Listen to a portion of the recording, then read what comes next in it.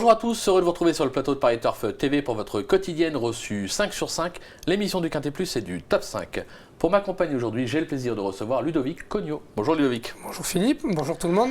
Ludo, direction Nantes ce mardi, le Grand Prix Synergie, une épreuve pour 4 ans et plus sur 1600 mètres. On va dire qu'on a un bon lot sur un parcours un petit peu atypique. Faut pouvoir faire Nantes, hein. C'est pas simple. Hein. Des chevaux bien connus à ce niveau de la compétition, comme vous l'avez dit, il faut bien faire l'hippodrome de Nantes, où la course se décante souvent derrière le petit bois. On lance la course de loin, on sait qu'entrée de ligne droite, les chevaux étant en tête, ils vont au poteau. En général. Donc on va privilégier surtout la forme ainsi que l'aptitude à la piste nantaise.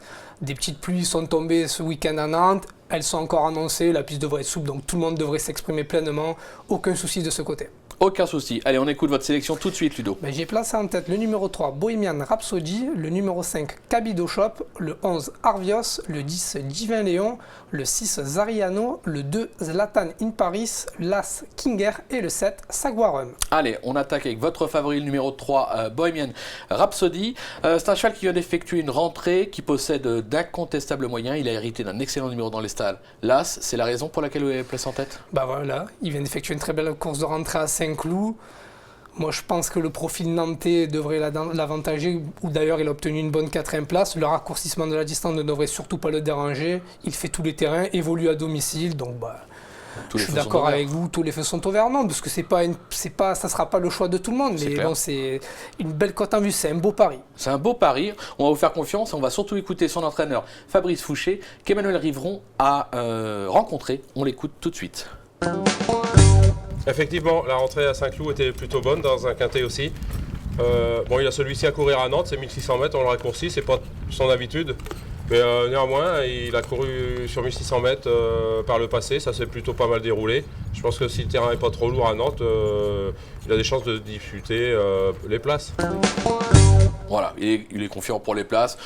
Ça sera le déroulement de course qui décidera de l'arrivée, mais c'est vrai qu'on peut lui faire confiance. Les chevaux de Fabrice Fouché sont en forme actuellement. Bon, à part quand il tombe à Auteuil, mais ça c'est autre chose. Mais bon, c'est un bel outsider, c'est un coup de poker. De toute façon, si le handicap était facile à déchiffrer, on ne serait pas là à en parler. C'est clair, on serait sur la plage aux Bahamas. Allez, on poursuit avec le numéro 5, Cabido Shop. C'est un très très bon cheval qui vient de renouer avec le succès sur l'hippodrome de Nantes, course référence. On va le voir, il y a lui et les autres. Les images parlent d'elles-mêmes. Il évolue dans son jardin à Nantes où il n'a jamais déçu en 6 tentatives.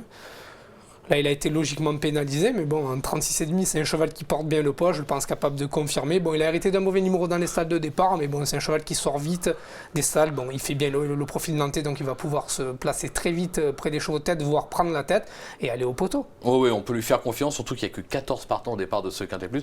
Ça va aider pour le déroulement de course, il n'y aura logiquement pas trop de gêne. On passe au numéro 11, Arvios, une 9e place en dernier lieu, on va l'oublier. Juste avant, très très bonne sortie, 3e, premier, 3e, c'est la constance, on ne peut pas l'écarter. Non, surtout qu'il a déjà fait l'arrivée à ce niveau de la compétition en 34 de valeur, et la dernière fois c'était 1900 mètres, il retrouve le mile qui est la distance de son dernier succès, il a arrêté d'un très bon numéro dans les stalles de départ, c'est un cheval qui se place toujours non loin des chevaux de tête, donc là il va être servi. On sait que Carlos Lafont-Parias ne se déplace pas à Nantes pour faire de la figuration, donc on le rachète volontiers. On le rachète en confiance, on l'aura compris. On passe au vieux tonton des Quintet Plus, étape 5, le 10, Divin Léon. Alors l'expérience, lui il l'a, le parcours, il n'y a pas de problème, la distance, le poids, il a tout pour plaire, même si, on le touche quand on l'attend pas, et quand on l'attend pas, il a l'arrivée. C'est un peu ça. Là, il a hérité également d'un très bon numéro dans les stades de départ, on le sait, il se place également, tout comme Arvios, près des chevaux de tête. Il a déjà gagné à 3 reprises à ce niveau. Je sais que c'est la course choisie par son entourage, car il devait courir à Saint-Cloud en dernier lieu, mais il a été éliminé. Donc là, on va tout faire, et on va espérer qu'il fasse l'arrivée à belle cote pour vous faire plaisir. C'est clair, on ne veut que vous faire plaisir. On passe au numéro 6, Zariano. Zariano, sa musique, elle est pas marrante, elle est superbe. 1er, 4e, 3e, 5e, 2e, ses dernières sorties. Il n'y a aucune raison qu'il sorte des 5 premiers. Sa forme est sûre. En fait, moi, je l'ai mis qu'en 5e. Beaucoup l'ont mis en tête, j'ai vu dans la presse. Je l'ai mis en 5e parce qu'il vient de changer d'écurie. Et je me pose toujours une question. Quand un cheval change d'environnement, est-ce qu'il va s'adapter? Mais il réunit de solides atouts. Il est en forme. Il vient de s'imposer en terrain collant à Compiègne. lors de son avant-dernière sortie, il était 4e à ce niveau de la compétition. Lorsqu'il évoluait chez Henri Alex Mental, il n'a jamais déçu en 4 tentatives à Nantes. Donc a priori, tous les feux sont au vert. Voilà, donc je le mets en 5e par rapport au fait qu'il ait changé d'environnement. Mais s'il gagne, je ne serais pas étonné. Donc bon, je l'ai mis en 5, vous pouvez également le prendre en base dans vos jeux. Mais pour les petits coquins qui aiment les paris spéculatifs, on peut aussi tenter l'impasse. On peut tenter l'impasse, on va voir ce qu'en pense son entraîneur, son nouvel entraîneur, Yann Barbero, puisque Florent Guy a été à sa rencontre. On l'écoute tout de suite. Yann Barbero, mardi, vous allez présenter un nouveau pensionnaire, c'est Zariano. Yann, comment ça se présente le matin? Il vous donne satisfaction? Oui, cheval facile, qu'on n'a pas travaillé, hein, qu'on garde sur la fraîcheur. Voilà, plutôt sympa.